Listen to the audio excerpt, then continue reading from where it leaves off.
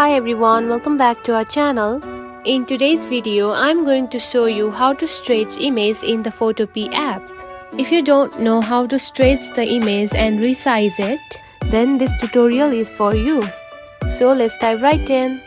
First of all, find the Photopea app on your home screen. Now open it. Then tap on to the simple editor button right here. Then tap on to choose from library. Now choose one photo that you want to zoom in. Then here you can find the option of crop at the top corner. Now tap on it. Now to stretch the image, simply pinch the photo and zoom in. After pinching in the photo, you can see the photo has been stretched in, and you can also stretch out the image. Just like this.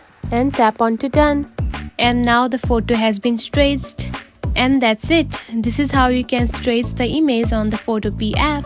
If you found this video helpful, don't forget to like and subscribe for more tips.